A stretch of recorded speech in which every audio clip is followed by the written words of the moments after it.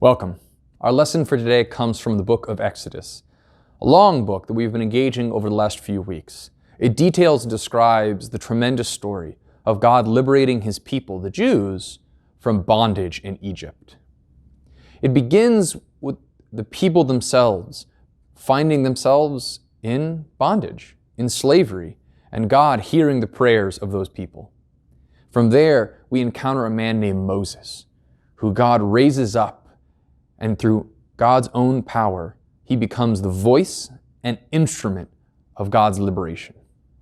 Through Moses, God contends with Pharaoh, the wicked and tyrannical ruler of Egypt, who refuses, because of his hard-heartedness, to liberate and free the people of Israel.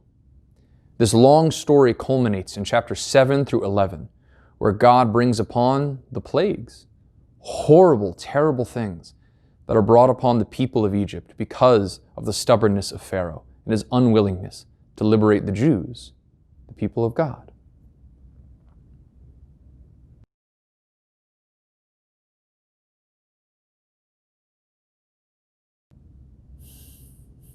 From there, we read of the various struggles and trials that our ancestors encountered as God and Moses led them up and out of Egypt, away from Pharaoh, away from the plagues, and away from slavery, but into a vast expanse where there was really only them, God, and the desert.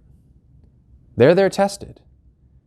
These are the stories in which the people of God have traditionally referred to them as the wilderness narratives. They begin roughly in chapter 15 of Exodus and actually move all the way through the end of the book, and actually really only end with the conclusion of Deuteronomy, in which Joshua, one of the men below Moses, assumes leadership after the passing of Moses, and the people of God move from the wilderness into the promised land. But that's for another time.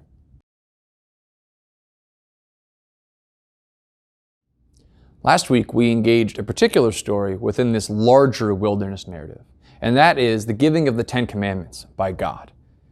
In reality, it's a pretty striking tale. God appears in fire and thunder on this large mountain as all the people of Israel is surrounded. And God lays down 10 seemingly simple foundational rules about the ways in which the people of God are supposed to interact with each other, the way they're supposed to live in community together. We can't really go into all of them right now, but 2 are particularly important for both today's lesson and where we're going in the future. And those are actually the first and second commandment. The first commandment is seemingly very simple, and that is that God is God. The Lord of Israel is the God of Israel, and the people of Israel are to have no other gods but God. The second commandment is that the people shall not worship any graven idols, false images, or worship anything made by human hands. This is going to become pretty clear and pretty important when we begin to read today's story. So, that's how we got here. The stage is set. We like to say the coffee is brewed. Let's read our story for today.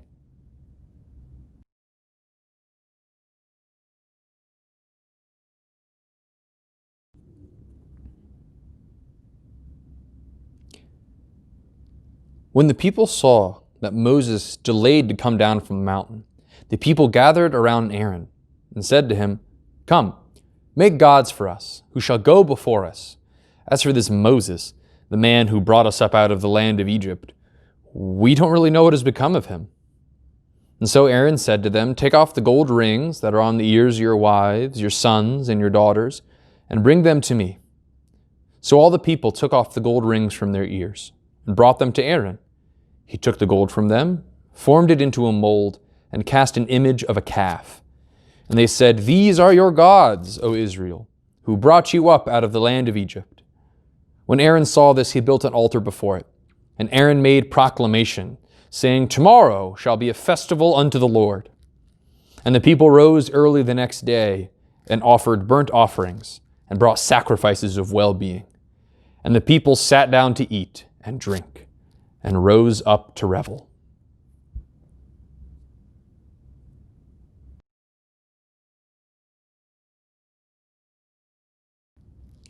Then the Lord said to Moses, who was still up on the mountain of God, "Go down at once.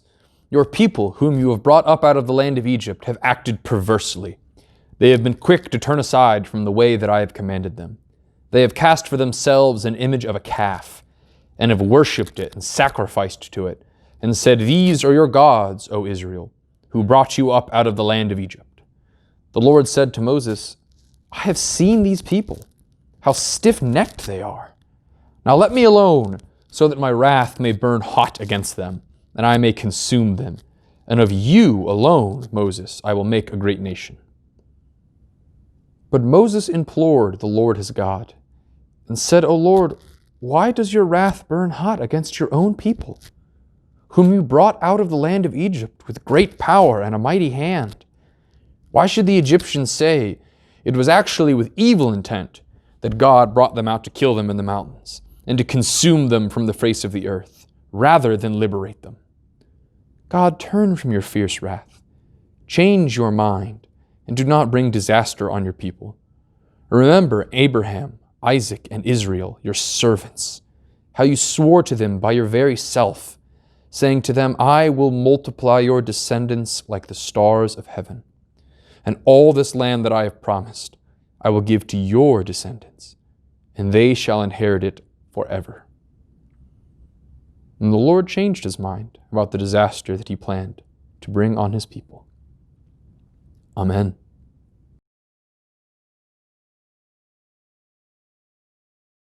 So where are we now? Well, almost immediately, the people of God forgot the two first rules. Moses goes up to the mountain of God to converse with the Lord, receive the law, and return back to his people.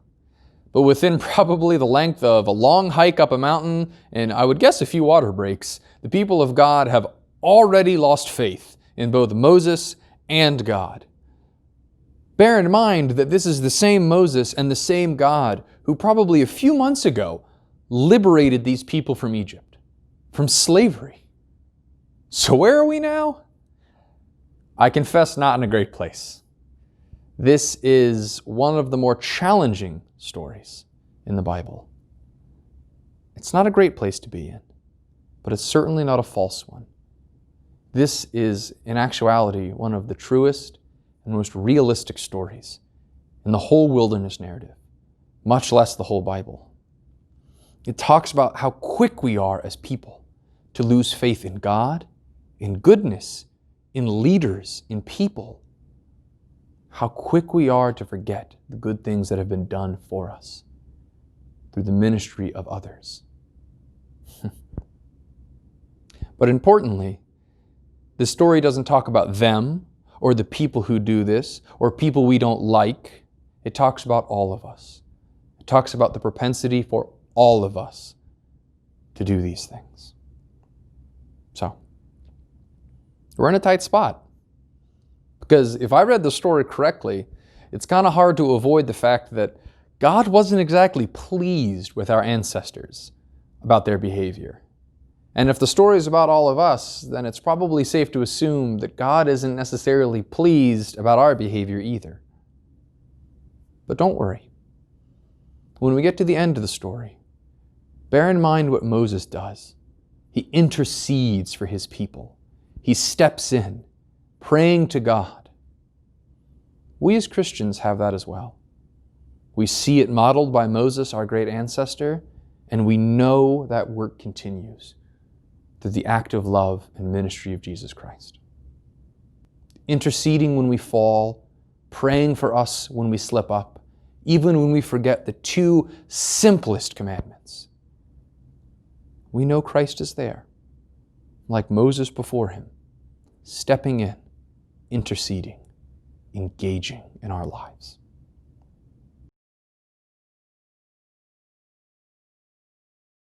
Next week, we'll engage the ending of this rather embarrassing episode between God and the people of Israel, found in the stories of Exodus. We'll answer some questions. How did God react? Were Moses' prayers answered? Or did the Lord deliver up justice on an ungrateful and stubborn people? My guess is that what we will come across will be different than either of those. But but you'll have to swing by next week to figure it out.